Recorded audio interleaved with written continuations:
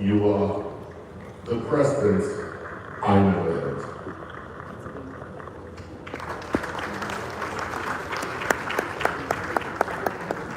I'm getting emotional right now, but trust me, I can't help it. I've heard you speak. I've been to forums where you spoke. We always go home with something. When you speak, it sticks. Prof. Yemi, we appreciate you. For the work you did whilst you were the Vice President, Nigeria appreciates you. Well, let's move on. That's what we're here. That's what we're here. Thank you. And Prof is here to speak. He's here to speak to concerns around real estate. Yes, and Prof, before you came in, I had a meeting with the chairman, and he did say to me that some stakeholders have put some funds together. We are moving you from Banana Island to the Atlantic. Yeah. Oh, is that not what we said? MD, did we agree on that? Fantastic. But I think it was a wish where the disaster was more than that. Yeah, so is that time we waited for? I will read out the citation. Let's have the Vice President's citation out there while I invite the MD to usher in into premise the Vice. See, I'm not used to calling him former Vice President. Forgive me. I'm going ahead and call Obama former President of the US. You hear Mr. President still. So, Prof, Vice President, sir. Vice President, sir. All right, so President Shiva just serves as the Vice President of the Federal Republic of Nigeria for 2 consecutive terms from 2015 to May 2023, and those were impactful years in our country as a people, especially at the time when the President was away. We saw the impact that Mr. Vice President brought to our nation. Key decisions were taken, and we saw how well the economy moved. Once again, let's put our together for the Vice President. Yes. He held the position of the Attorney General of Attorney General and for Justice in Lagos State, Nigeria from 1999 to 2007, leading significant judicial reforms that would become model for other states in the Federation. I hope you can all see this. Can we all see it? Should I read through this? You all know Mr. Vice President. We don't need to read through this. May I make welcome the chairman, the MD of WemaBod. Please bring to the stage the Vice President as he comes speak to us. May we all stand in? May we all applause? May we all be, let's keep the applause going. Let's keep the applause coming. Let's keep the applause coming. Let's keep the applause coming. I told my family I was going for a presidential meeting. They didn't understand what I meant. And you're going to see me on TV standing right by Mr. Vice President. Did you see that? Thank you. Thank you very much. Please sit.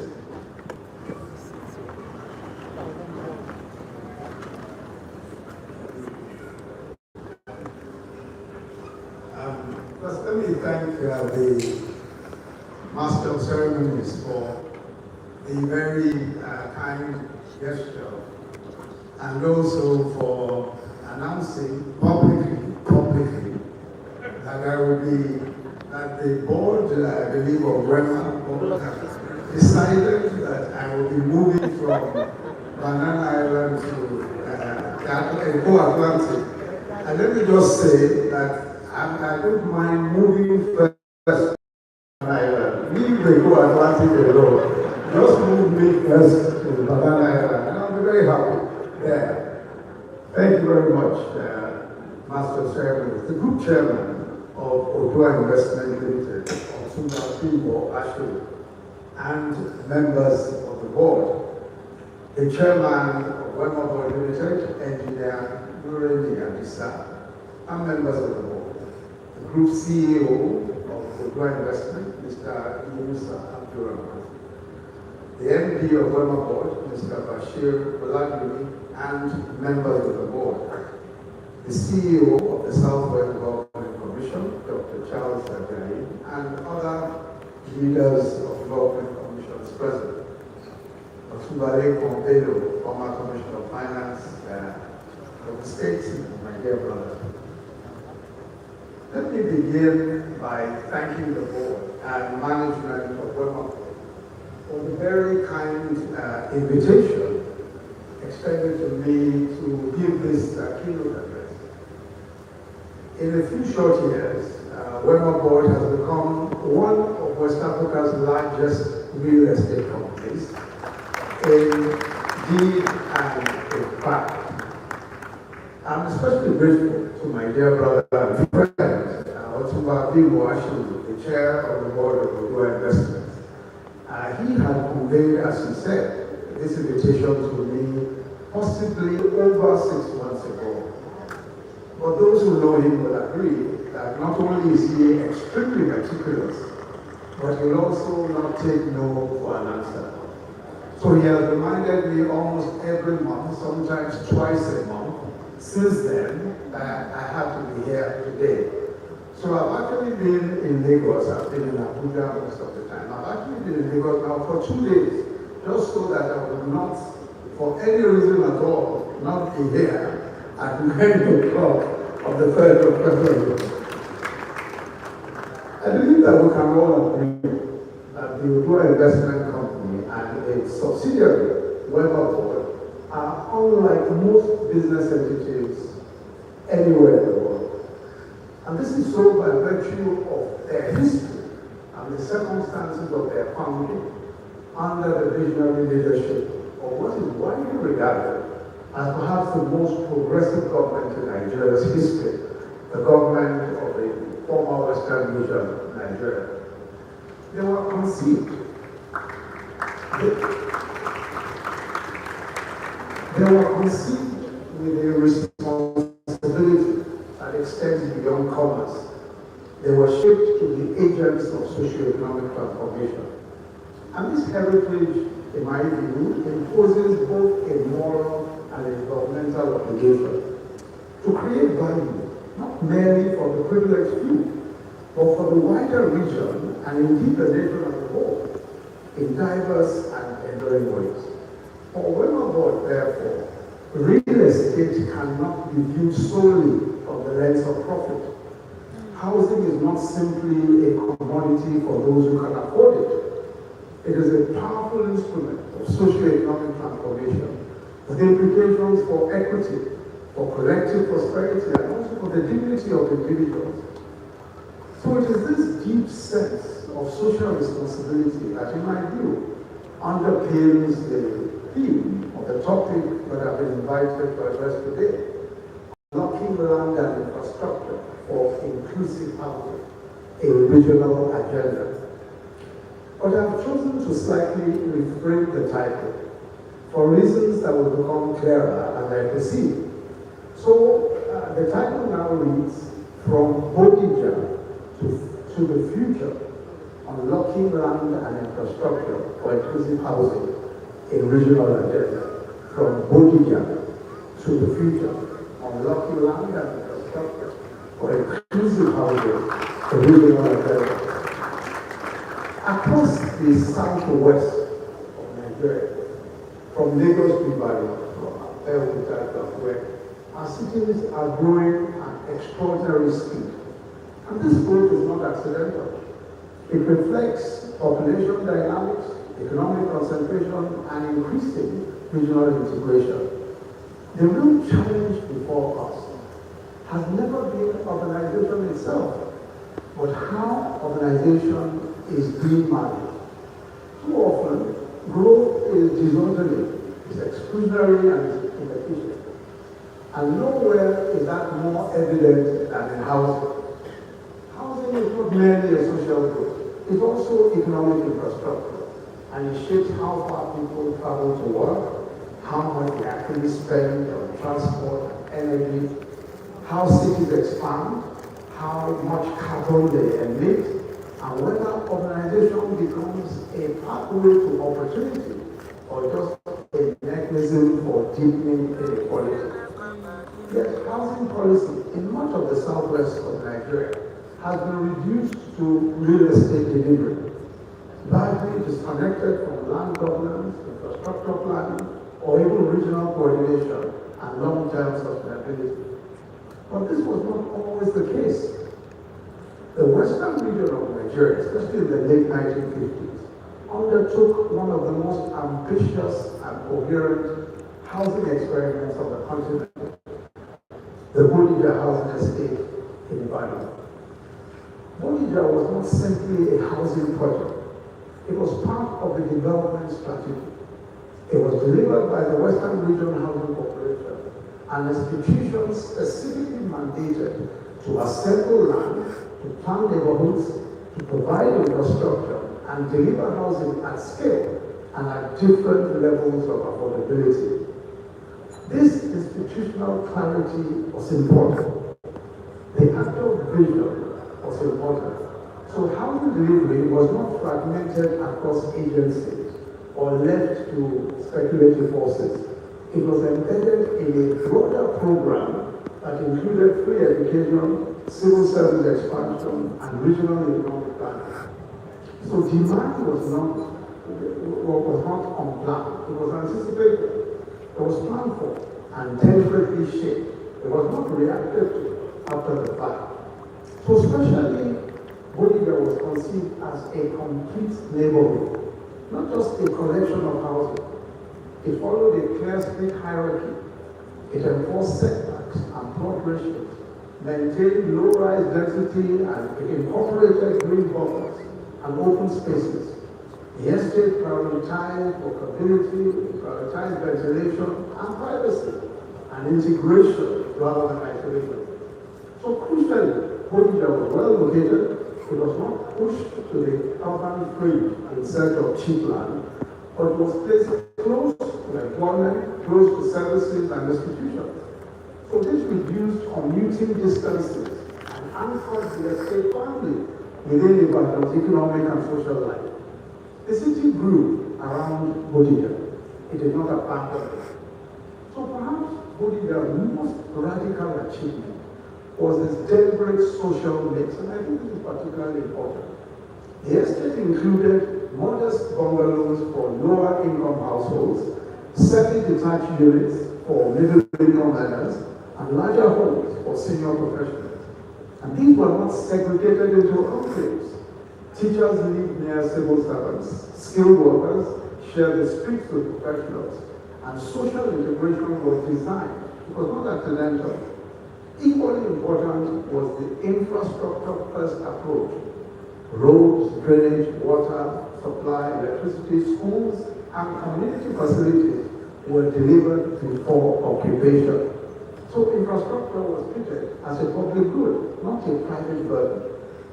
And this, of course, quietly subsidized affordability. When households do not need to self-provide water, access roads, and flood protection, the true cost of living falls. And this is a lesson that we may have likely forgotten. That infrastructure is the hidden foundation of affordable housing. It is the subsidy that makes inclusion possible. And we'll come to that point in a moment. Who bears that subsidy? Who takes on that subsidy? But let's consider a counterfactual scenario. What if Bodija had not been a one-off? What if from 1960 onward, Southwest governments had delivered one Bodija scale mixed income infrastructure-led district every decade in each major city? Certainly by 2020 or by now, the region will contain a network of planned inclusive neighborhoods. Informality will still exist, but it will be manageable. Commuting distances will be shorter for everyone. Transport costs will be lower. Municipal finances, of course, will be much stronger. So the failure was not in design. It was in non-replication. The failure of the Bodija Airport for Southwest Nigeria was in the non-replication. The fact that it was not replicated. Bodija also offers lessons for climate resilience as far back at that time. compact, low-rise density, building orientation, tree covers, cross-ventilation, and proximity to jobs with reduced energy demand. Fraud risk and all of that, of course, was also reduced. And there was no green branding. At the time, nobody was even talking of climate change or any of the issues around it. So its sustainability was not institutional. It was institutional value, but it was not technological in any way. Today, more than 60 years later, Bodija's urban layout and land values remain resilient and desirable. But at the same time, its infrastructure systems have deteriorated significantly due to densification, commercialization, and decades of underinvestment. And that's a fate that's common to many government-owned estates. But this does not negate Bodija's success. Rather, it underscores the need for continuous investment, especially around government estates. The durability of Bodija's planning framework is evidence of the strength of its original concept. If you contrast this with the dominant housing models in southwest Nigeria today, and we must admit, to preface that this is also a period of a different political economy. But from the late 1980s onward, fiscal stress, structural adjustment, rapid urbanization pushed governments out of direct housing delivery. Private developers and ad hoc public-private partnerships fill that gap. Land is now acquired piecemeal from families of speculators. Development is incremental and project-based. So, and estates, as many of us know, are gated, they are homogeneous. In other words, housing only a particular income group, and targeted at narrow income brackets. And these, of course, are commercial decisions that developers make. Location decisions are driven by short-term land costs, not regional urban logic. Most new estates are located on the urban fringe, far from employment centers, and they're usually poorly served by public transport. The result is, of course, longer commute times, higher transport costs, lost productivity, rising carbon emissions, and all that. Urban sprawl has become the default growth pattern. Generally, infrastructure is rarely delivered upfront, and I'm not talking about the best estimate, no. Instead, households self-provide water, sewage, boreholes, and all that, and access through privately maintained roads. Drainage and waste management are often afterthoughts. So infrastructure has effectively been privatized at the household level, and that of course increases housing costs and accelerates physical deterioration. Socially, many of the best built and run estates, the best built estates, and the ones that are best run, exclude by design, pricing, and by location. And they form and systematically push low and middle income households out of the formal housing markets. And the point has to be made that again, this is a commercial decision. So if you look at the best estates, they clearly have no plan for social housing, they have no plan for low income housing, because that simply isn't necessarily commercially viable. So, generally speaking, infrastructure in those places substitutes for social cohesion. We have become efficient at delivering projects, but inefficient at building cohesive, inclusive communities and building cities. But modern private estates get many things right too. There are very many things that they get right. And it's important to recognize that many private estates have at least rediscovered one key Bodija principle: infrastructure first. Estates such as the Victoria Garden City, Nikon, Royal Garden, Northern Portia Estate and Co., Friends Colony Estate, were built around this logic. And even after 20 years, from 30 years, many still retain functional roads, drainage, water supply, and relatively reliable power. Maintenance of this infrastructure is very important to note that the maintenance of the infrastructure in the private estates is usually financed through service charges paid by residents. In practice, These charges take the place of government rates and taxes, which are designed to function similar services, but are often inefficiently administered.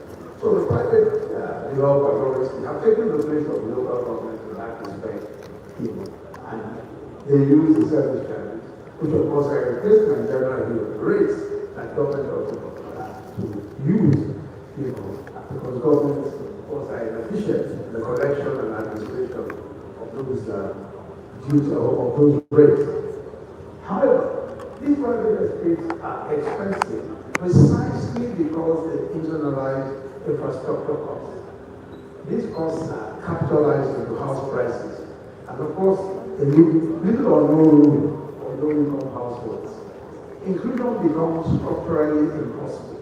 In other words, when we talk of inclusive housing, you cannot have inclusive housing where infrastructure costs have already raised property prices, and the commercial motive obviously is to be expected. So inclusive housing is definitely forced out of the way. The government developed Festac Town, for example, despite infrastructure failure, remains again one of the good examples of inclusive design. But again, infrastructure failure on account of poor maintenance, which is the affliction of government-built estates, and reduced the value of quality of that estate. But on the other hand, government estates in Lagos, for example, such as Abidjan or Lekki Phase 2, where infrastructure provision was partial or delayed, and the locations were distant from employment centers, have often become sites for pure speculation. Most adoptees held their land without building, waiting for appreciation. And this highlights the importance of enforcing the usage or losing principles. Land should not be a parking lot for speculation. It must serve housing needs. But the point to be made about the difference between Bodija and contemporary estates is not just architectural. It is institutional and ideological. Bodija followed a clear sequence: planning first, infrastructure next, housing last. It benefited from public land assembly. In other words, there was a corporation that put land together for the purpose. It benefited from unified planning authority and socialized infrastructure costs. In other words, the infrastructure costs were taken, that subsidy was borne by government. Today, land ownership is fragmented, transaction costs are high, coordination is weak, and infrastructure costs are individualized. Bodija institutionalized inclusion through design and allocation. Modern estates institutionalize exclusion through pricing, location, and gating. Bodija was built with a 30 to 50-year time horizon. Many modern estates are optimized for quick sales cycles, not long-term urban performance. So housing shifted from being a public development tool to a private asset class. And when housing is perceived from that perspective alone, and government does not intervene to change that approach, then you have the sort of situation where inclusive housing simply doesn't exist. Land and infrastructure are two binding constraints in unlocking inclusive housing, and that's very clear. Land and infrastructure. We must take control of land and infrastructure if we're going to have inclusive housing. Land scarcity in the southwest cities, for example, is not physical, it's institutional. There is land, but the constraints are fragmented customary ownership, slow and very costly titling, then speculative land, banking, and weak metropolitan coordination.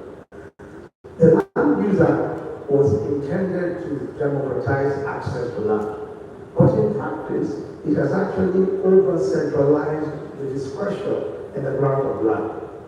So that has increased transaction costs. It has discouraged large-scale inclusive development. Infrastructure is the second constraint that we have in inclusive housing. Housing affordability is not just about construction costs. It's about the cost of living as well. When households have to self-finance water, sanitation, access, access to different services and all that, affordability collapses. In Bodija, infrastructure was shared public capital. Today is often a private one with the other. So perhaps the way forward is properly planned public-private partnerships, properly planned public-private partnerships. Government control land. Governments all over the southwest of Nigeria and elsewhere control land. And they can deliver bulk infrastructure at scale. Private developers bring execution capacity, they bring capital, they bring market discipline. When states provide land at subsidized rates, coordinate infrastructure delivery, and fast-track approvals, and enforce inclusionary conditions, mixed income housing becomes viable. Inclusive housing works when infrastructure comes first. Development is then coordinated. So Southwest Nigeria already functions as a mega region. Housing, labor, and transport markets are integrated. Yet planning remains fragmented. And you cannot have a Southwest initiative when planning is fragmented. Inclusive housing as a regional agenda would involve coordinated land release, aligned infrastructure corridors, and shared standards. But there's a lot to unpack here that we cannot do in a time that we can allot. So what must be done? First, states in the region must return to proactive land management and pooled land assembly in order to guide urban growth strategically rather than reactively. In other words, we must acquire and assemble land in advance. And this is done by the public authorities, this is done by government. Public authorities can reduce speculation, we can lower development costs, and ensure that future growth aligns with long-term planning objectives. Secondly, infrastructure provision must lead rather than follow. And that is the case, because urban expansion with transport, utilities, and social services put in place early to shape sustainable and well-connected communities is really the way to go. Within this framework, inclusionary zoning should be mandatory in large housing estates. And by that I mean that if you don't have from get-go zoning permit that says there must be categories of housing in this estate, you must have high income, of course, low income, middle income, and then you must have social housing. And they must be well provided for, well resourced, and all of that. Inclusionary zoning can only be done by government, and it must be made mandatory, especially in large housing estates. And that's the only way to ensure a consistent supply of affordable housing and both social mix. But such requirements are only fair and workable when delivered through structured private and public-private collaboration in which risks, costs, and benefits are shared, and developers are supported by clear rules. They are supported by upfront infrastructure and coordinated public investment. Thirdly, housing corporations should act as land assemblers and master planners, not just builders. And fourthly, housing finance must match what people actually earn, not rising property prices. And this can be done through blended approaches. And there are far too many examples practically all over the world, especially in developing countries all over the world. And this is usually a mix of government support, low interest loans, subsidized mortgages, and private investments that lower costs and risk. We have, of course, many employer-backed schemes, housing cooperatives, and also help to keep prices tied to real incomes. And it's especially important to include informal workers who do not have regular salaries, using flexible repayment schedules, alternative income verification, such as mobile money or cooperative institutions, and group lending systems. And this is combined with phased housing development and targeted subsidies. This strategy obviously makes homes affordable and accessible to both formal and informal workers, and it supports a fairer and more resilient urban system. And I want to say, that I've heard it said many, many times that government cannot provide housing, that it's very difficult for government to provide housing. But the truth of the matter is that state governments who control the land can certainly provide housing if the political will to do so exists. I was saying to the chairman of Global Investments, Mr. Osinbajo, that I went to Borno State 5 times while I was vice president to commission projects, housing projects. The governor of Borno State at the time, in 3.5 years, had built close to 15,000 housing units, 15,000 housing units in Borno State. And Borno State is one of the poorest states in terms of IGR and in terms of federal revenue. And I provided almost 15,000. And I saw the buildings myself. And as I said, I went almost 5 times to commission different housing projects. So it is possible. With private sector support, in reducing market disciplines, governments, if they wish, can provide social housing. They can provide the sort of model that Bolivia has given us. It can be provided. It's a matter of political will. Perhaps the only government that outstripped what Governor Zulu did in Borno State is probably GCON, when GCON is housing estate, which of course were in excess of 15,000. So it's entirely possible. It's a matter of political will. It's a matter of is this priority or should it not be priority? In Nigeria, as you know, the management of land has long been constrained, very, by fragmented records, overlapping claims, and bureaucratic delays. To unlock efficient urban development, land must be fully digitized, creating a transparent and accessible database of ownership, boundaries, and usage rights. Digital titling will reduce disputes to prevent double allocation and provide a reliable foundation for investment, also for lending and planning. At the same time, the processes for land acquisition must be streamlined, and this is almost a state-by-state thing. Or we can develop regional legal frameworks to simplify documentation and predictable timelines. So this will encourage both the private sector and public infrastructure development. By modernizing land administration, we can reduce corruption, we can enhance tenure security for homeowners and developers, and we can support proactive land banking and urban and are well coordinated with infrastructure delivery. So let me conclude by reminding us that Bolivia actually tells us that inclusive, sustainable housing is not utopia, it is